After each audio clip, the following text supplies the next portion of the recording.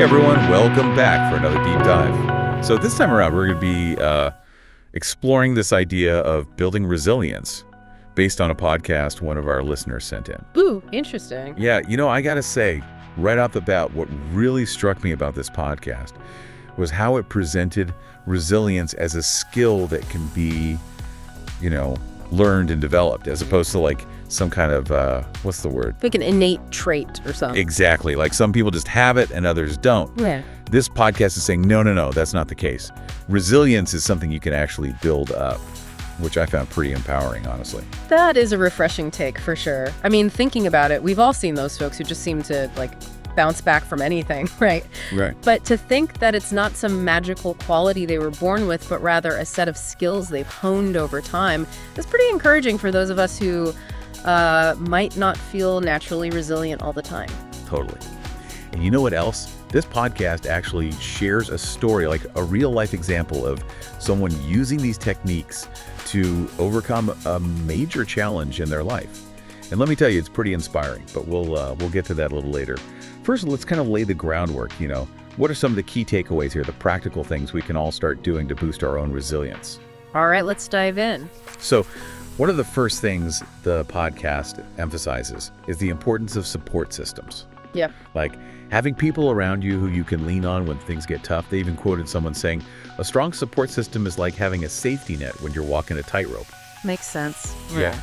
But they go beyond just having any people around. It's about having the right kind of support system, people who uplift you, encourage you, genuinely believe in you. Absolutely. They talk about how these relationships can provide a sense of belonging, security, even validation when you're facing challenges.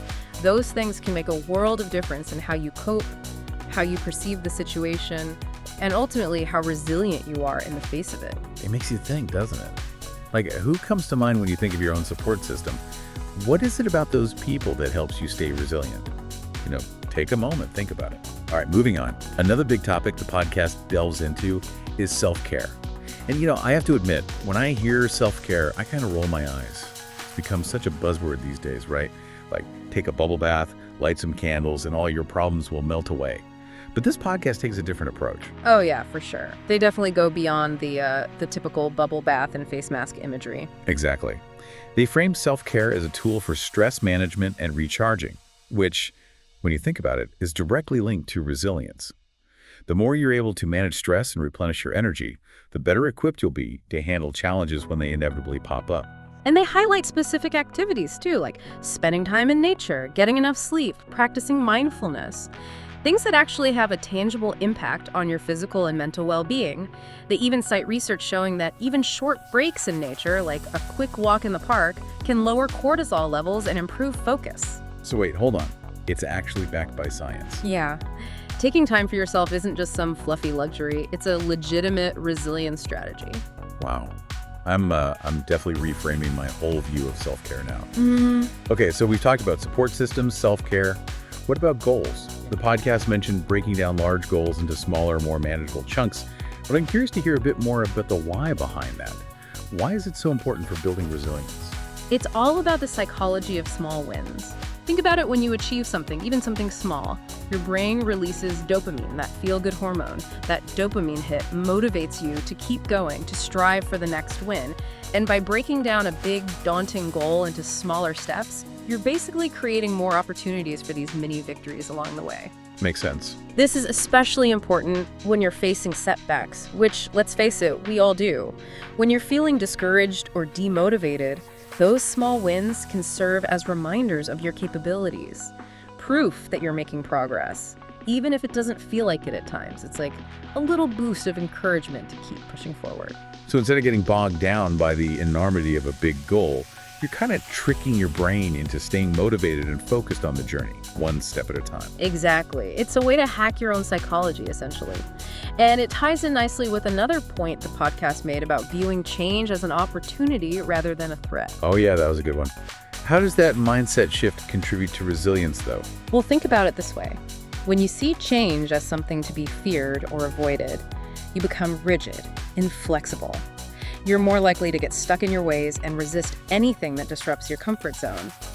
But when you embrace change as an opportunity for growth, You become more adaptable, more open to new possibilities.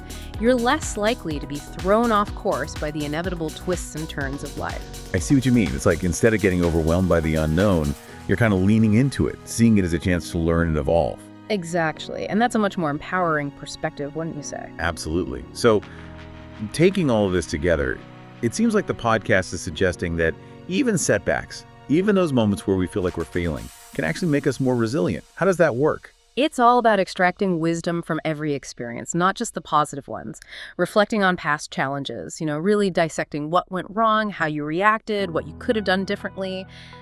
That's where the real learning happens. That's interesting. So it's not about dwelling on the negative, but rather using those experiences as a springboard for growth. Yeah.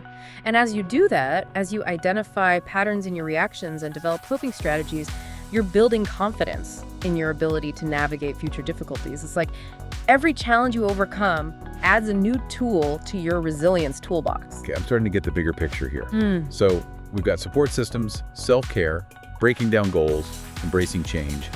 And then there's this whole idea of cultivating a positive mindset. The podcast specifically mentioned gratitude and journaling as key tools for this. What's powerful about this approach is that it's not about denying negativity. It's not about pretending that everything's perfect all the time. It's about consciously choosing to focus on the good, even when things are tough. So it's not about ignoring the bad stuff, but rather shifting your attention to the positive aspects of your life. Precisely. And there's a lot of research to support this idea. Studies have shown that gratitude journaling can actually rewire your brain to focus on the positive, leading to improved mood, better sleep, even stronger relationships. All things that can certainly boost your resilience, yeah. Okay, so we've covered a lot of ground here, but there's one more thing I want to touch on before we wrap up. The personal story that the podcast shared.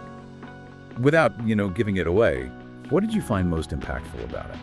For me, it really drove home the point that resilience isn't about avoiding hardship altogether. Right. That's impossible, right?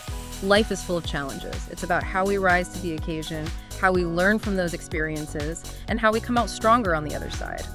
And the individual in the story really embodied that. They used a combination of strong social support, consistent self-care routines, and a commitment to learning from every setback, no matter how big or small.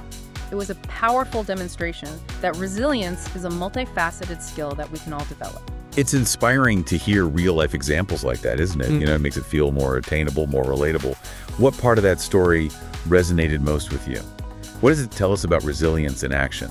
Take a moment, reflect on that. All right, so now for the big question. How do we actually put all of this into practice? We've talked about a lot of different strategies here. It can feel a bit overwhelming, That's understandable, and the podcast acknowledges that. They actually offer a great starting point. Pick one strategy that speaks to you and focus on that. Maybe it's reconnecting with someone supportive, or starting a nature journal, or committing to a new self-care practice. The key is to start small, build consistency, and gradually incorporate more strategies over time. So it's a journey, not a race. Right. Every step counts. Exactly. Building resilience is an ongoing process. It's not a destination you arrive at and then you're done. It's about continually nurturing those skills, those habits, those mindsets that help you navigate the ups and downs of life. Yeah. And as you cultivate your own resilience, I want you to consider something. Think about the ripple effect. How might your growth, your strength, your ability to bounce back inspire and support those around you? Maybe it's your family, your friends, your colleagues, your community.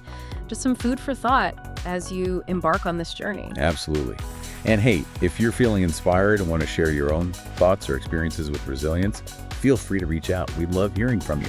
Till next time, keep exploring, keep growing, and keep building that resilience. See you next time.